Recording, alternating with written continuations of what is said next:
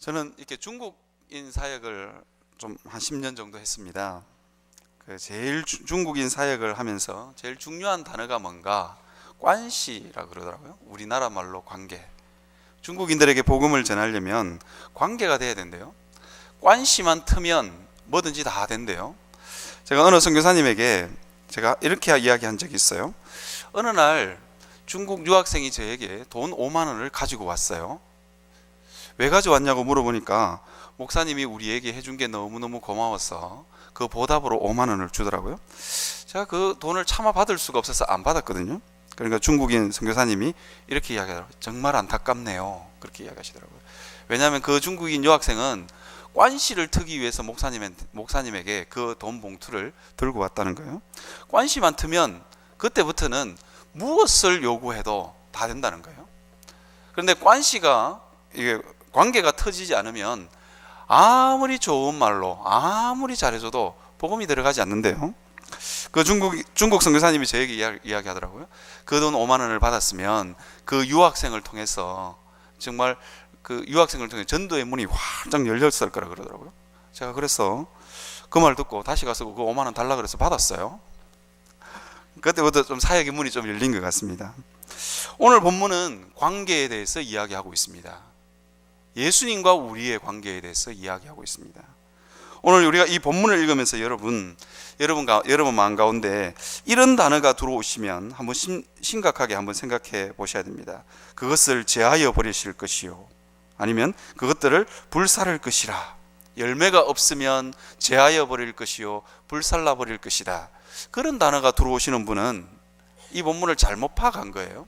그리고 그런 분은 하나님하고의 관계를 재설정할 필요가 있습니다. 오늘 본문은 우리에게 열매 맺지 않으면 제하여 버리겠다, 그 이야기를 하고 있는 본문이 아니에요.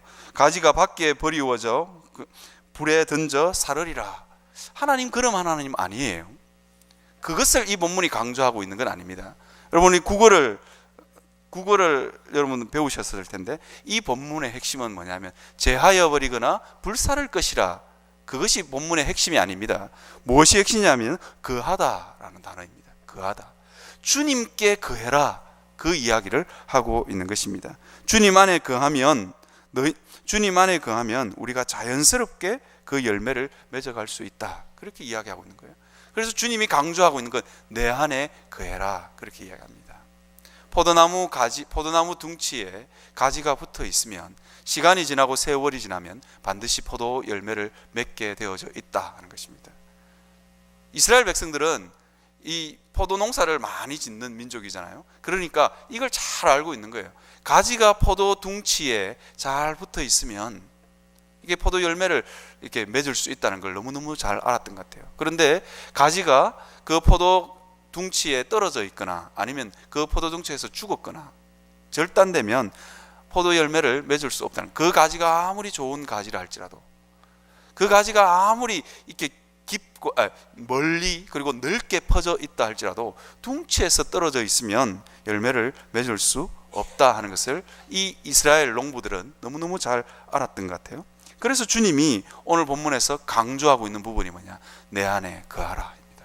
나에게 붙어 있으라. 그래서 나는 참 포도나무요, 그렇게 이야기하고 있는 것입니다.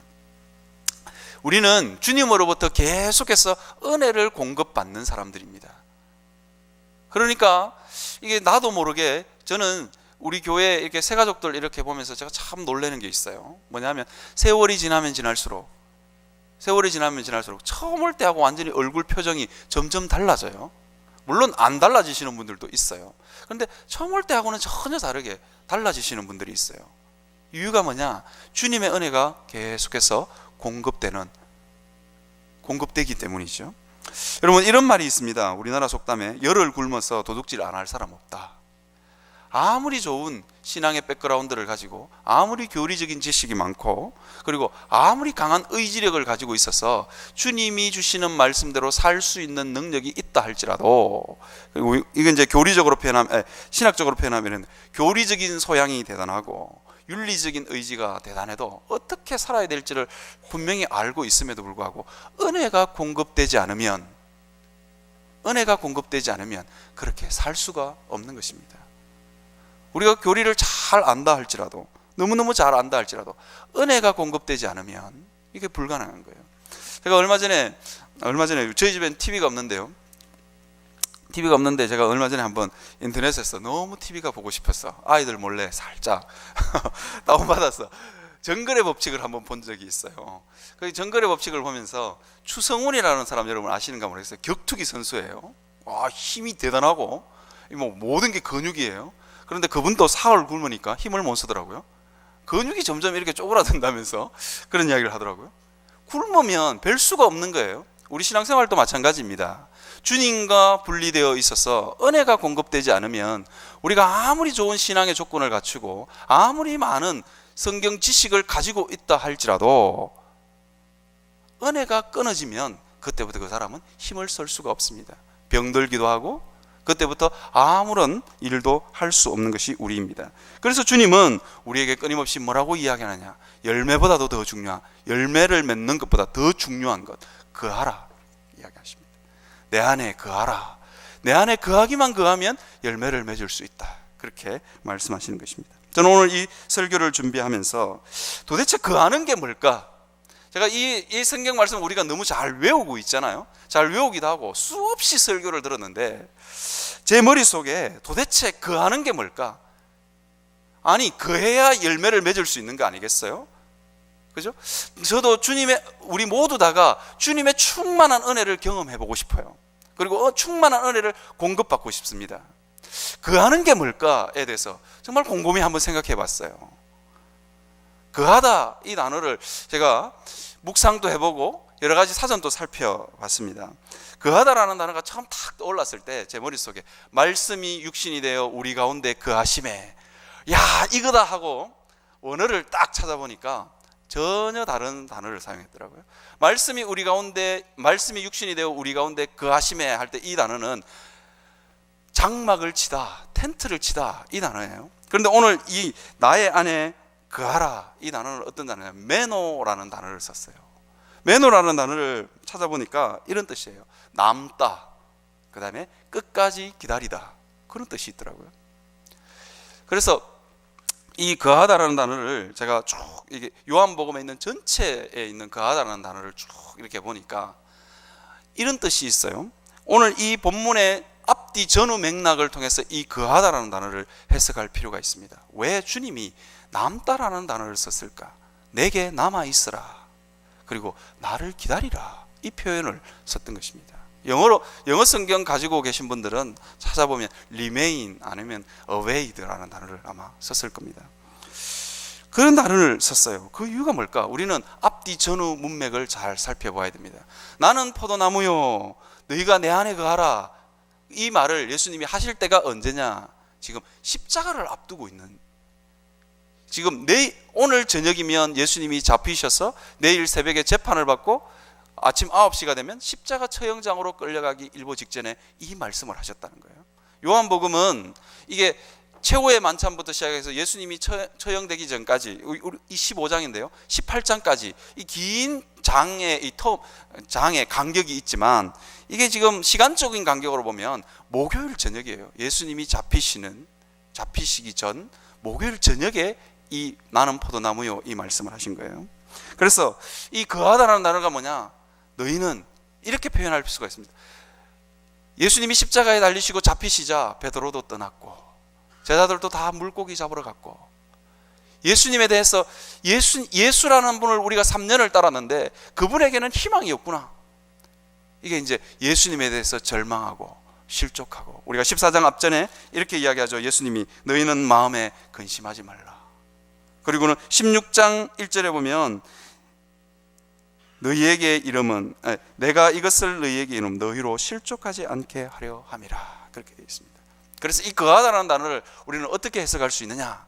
주님에 대해서 포기하지 않는 거예요. 주님에 대해서 실족하지 않는 거예요.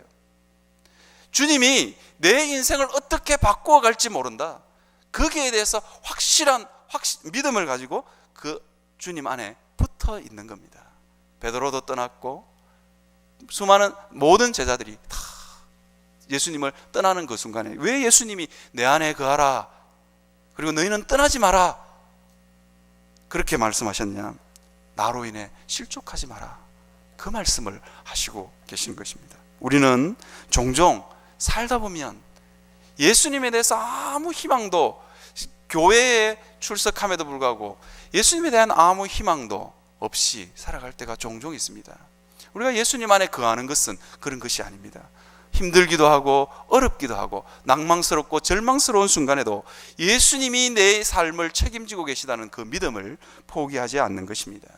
오늘 15장 끝부분에는 세상의 사람들이 너희를 핍박하는 것에 대해서 예수님이 계속해서 이야기하고 있습니다. 세상은 끊임없이 우리로 하여금 예수님 안에 거하는 것을 포기하게 만듭니다. 끊임없이 예수님께 붙어 있는 이것을 포기하게 만듭니다. 왜? 그래서 예수님은 뭐라고 말씀하세요? 내 안에 거하라 라고 이야기하고 계시는 것입니다. 여러분, 예수님하고 관계가 되면 예수님께서 뭐라고 말씀하시냐? 7절에 보면 이렇게 되어 있어요. 너희가 내 안에 거하고 내 말이 너희 안에 거하면 무엇이든지 원하는 대로 구하라. 그리하면 이루리라. 그렇게 됩니다. 예수님이 우리의 사정과 형편을 너무 잘 알아요. 제가 아까 관시라는 단어를 제가 썼잖아요. 관계가 잘 되면 이게 안 해줄 수가 없는 거예요. 저희 아들이 저에게 또봇의 어드벤처 Y를 못 알아들으시겠지만 어드벤처 Y라는 로봇이 있어요. 이걸 사줘야 되는 이유에 대해서 저에게 구구절절 설명을 했어요. 전혀 이해가 되지는 않지만 근데 한 가지는 알겠더라고요. 아들이 어드벤처 Y라는 또봇 로봇을 너무너무 갖고 싶어 하는구나. 그리고는 제 마음속에 이런 마음이 들었어요. 저거 안 사주면 아들이 너무너무 절망할 것 같구나.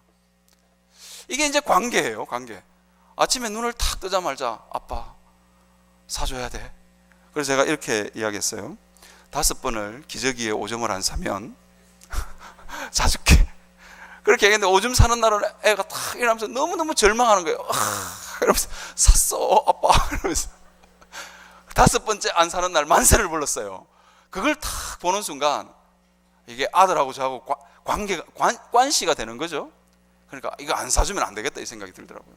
우리도 마찬가지입니다. 그 주님께 늘 붙어 있어서 실망스러울 때도 낭만스러울 때도 늘 붙어 있어서 우리의 형편과 사정을 주님께 늘 알리는 거예요.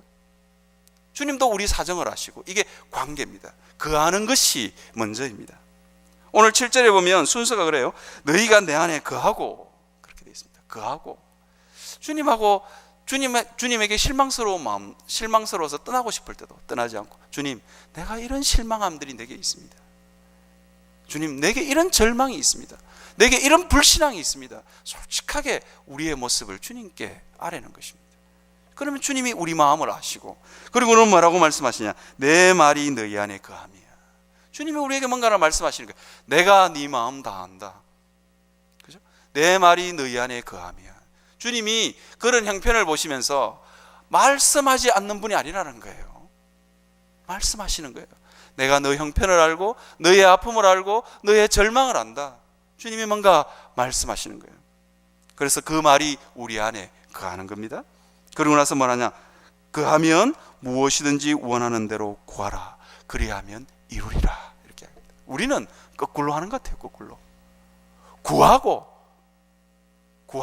왜 안 돼요? 이렇게 관계가 중요합니다. 주님과 나가 어떤 관계인가?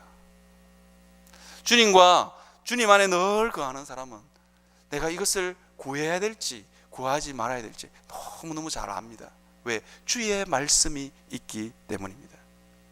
내가 이것을 내 정욕을 위하여 구함인지 내 욕심을 위하여 구함인지 잘 압니다. 관계가 되는 사람, 주님과 오래도록 사귀고 주님과 오래도록 주님 옆에 붙어 있는 사람은 너무너무 잘 압니다. 아, 내가 이 땅에 허탄한 것들을 위해서 기도하고 있구나. 그런 것을 너무너무 잘 압니다. 근데 관계가 되지 않는 사람은 그걸 몰라요. 그래서 기도하다가 절망하게 되는 것입니다. 저는 기도하다가 절망하시는 분들을 많이 봤어요. 그 이유가 뭐냐? 주님 안에 거하지 않고 주의 말씀이 우리 안에 거하지 않기 때문에 기도를 마치 도깨비 방망이처럼 주님 그렇게 비인격적인 분 아니십니다. 도깨비 방망이처럼 생각하는 거예요. 주님 돈을 주십시오. 주님 뭘 주십시오. 그러면 주님이 도깨비 방망이처럼 아무런 관계도 없는지 도깨비처럼 그냥 뚝딱 주시는 분이 아니라는 거예요. 관계가 돼야 되는 것입니다. 주님 우리의 생편과 사정을 잘 아시죠. 아심에도 불구하고 주님은 우리랑 관계 맺기를 원하십니다.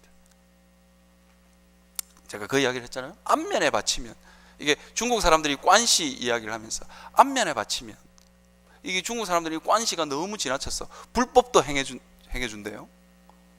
불법임에도 불구하고 이게 된대요. 그래서 중국의 그 관시 문화가 중국의 병폐를 만들었다 그래요. 어쨌거나 이게 안면에 바치, 우리가 주님이 우리를 보면서 안면에 바쳤어. 이거 안 해주면 안 되겠다, 이 마음이 들도록 여러분 주님 안에 거하시는 여러분들이 되시기를 바랍니다. 여러분의 형편과 사정과 슬픔과 낭망을 주님 앞에 아뢰일 수 있는 여러분들이 되시기를 바랍니다.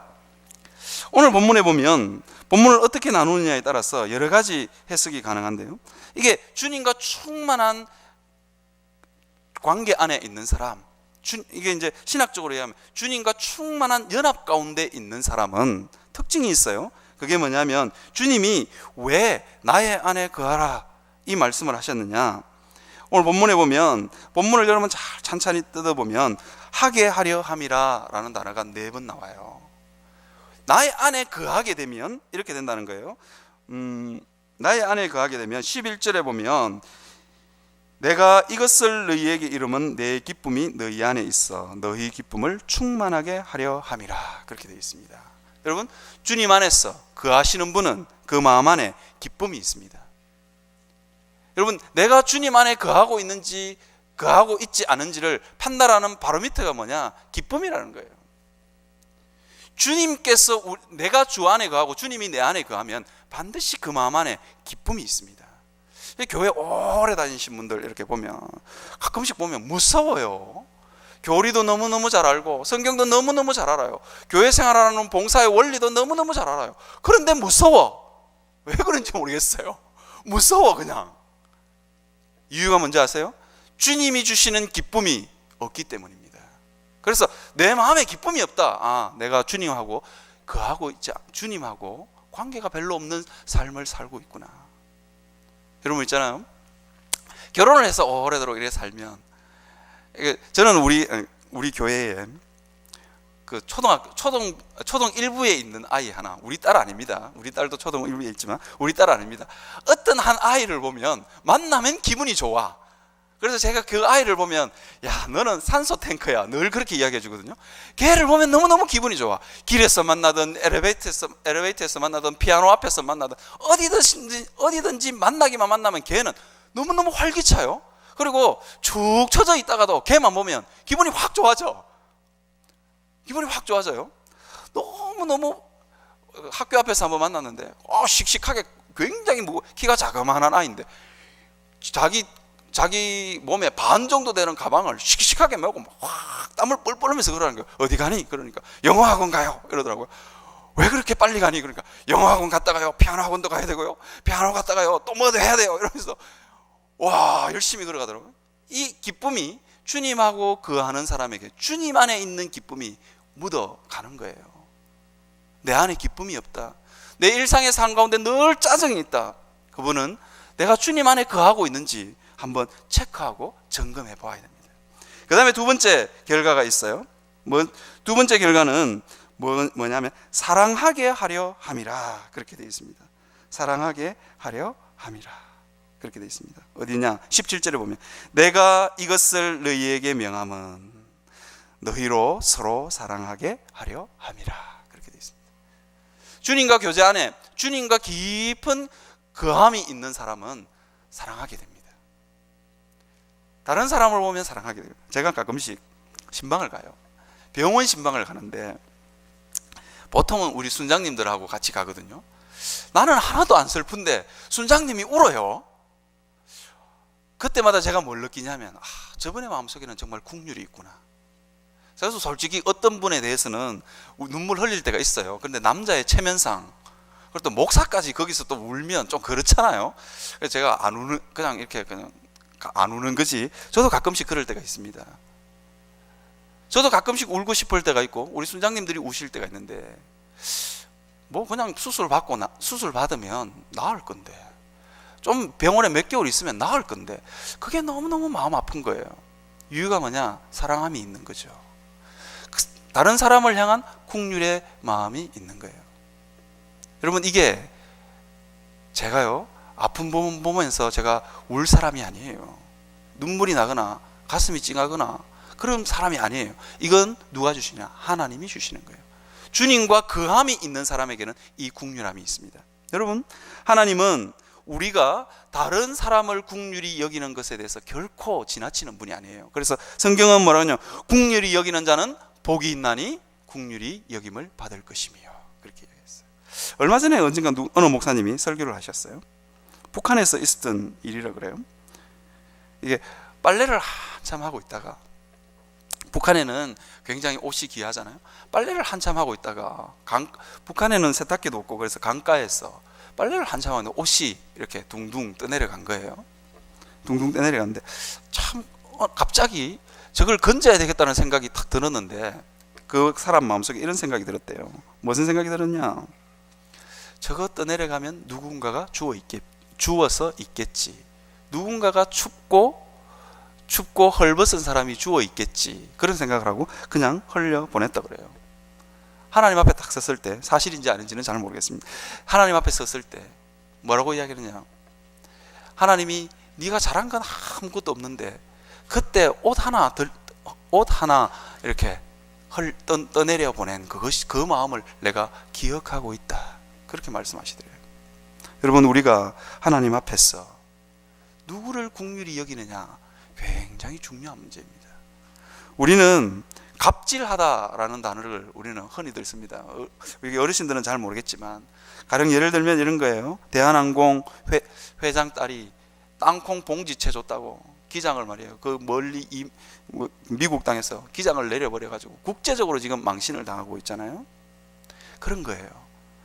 우리는 마땅히 사랑받지 못할 사람을 사랑하고 긍휼히 여기는 것, 그것이 어떻게 가능하냐? 주님 안에 거하는 사람은 그것이 가능하다.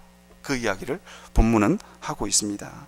우리는 사랑할 수 있는 사람을 사랑하는 건 사랑이 아니에요. 사랑할 수 없는 사람을 사랑할 수 있는 힘이 어디서 공급되느냐? 주님으로부터 공급된다 하는 것입니다. 여러분, 우리가 이것을 기억했으면 좋겠습니다. 긍휼히 여기는 자는 복이 있나니 긍휼히 여김을 받을 것이라. 여러분들이 누군가 한 사람을 불쌍히 여기고 누군가 한 사람을 긍휼히 여겼다면 하나님이 그것을 갚으실 것입니다. 왜냐하면 그것은 여러분이 신의 성품에 참여한 것이기 때문입니다. 오늘 본문은 또 다르게 이렇게 이야기합니다. 세상 가운데서 너희가 핍박을 당할 것이다. 왜? 너희가 세상에 속하지 아니하고 나에게 속해 있기 때문이다. 그렇게 이야기합니다. 세상은 끊임없이 우리를 핍박하고, 세상은 끊임없이 우리 20절에 보면 이렇게 되어 있습니다. 나를 박해하였은즉 너희도 박해할 것이요. 그렇게 되어 있습니다. 그런데 주님은 이 박해를 어떻게 이기게 할 거냐? 여러분, 우리가 박해라 그러면 주를 위해서 목숨을 내어놓고 주를 위해서 재산을 빼앗기고 이런 것이 박해라고 생각하기 쉽습니다. 그러나 우리가 이 땅을 살아가고 있는 모든 삶의 현장이 박해예요. 이유가 뭐냐? 주님 안에서 우리는 끊임없이 주님으로부터 떨어지게 하기 때문입니다. 세상살이의 팍팍함, 취업이 안 되는 것, 직장에서 실직을 당하는 것, 우리 그 모든 것들로 인해 주님과의 교제가 끊어지잖아요. 우리 경건 생활이 무너지고 많은 부분들이 무너지잖아요. 그래서 주님은 그 이야기를 여기서 하고 있습니다. 우리가 세상에 속하지 않았기 때문에 우리의 삶이 너무너무 힘들고 어렵다. 그렇게 이야기합니다.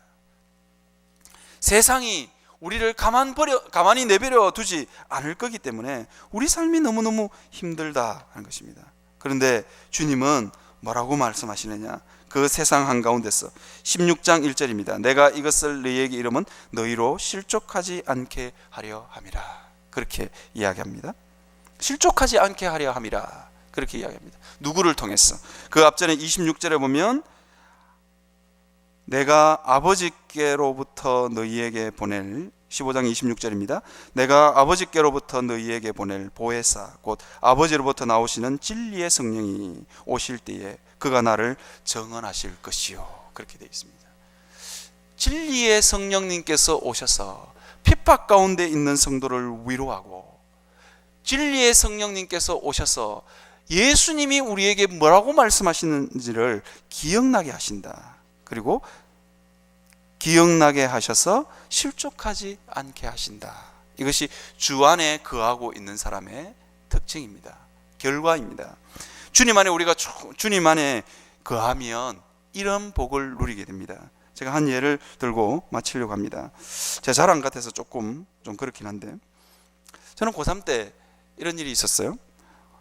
저는 고3 때 고등학교 3학년 2학기 때 9월달 여름방학을 마치고 탁 학교에 개학을 했는데, 담임선생님이 이렇게 말씀하셨어요. 오늘부터 일요일도 모두 다 나와서 야간 자율학습한다. 예수쟁이들 특히 내 말 명심해. 그렇게 된 거예요. 그래서 저는 못 갑니다.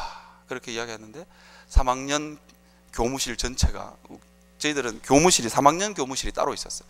교무실 전체가 발칵 뒤집혔어요.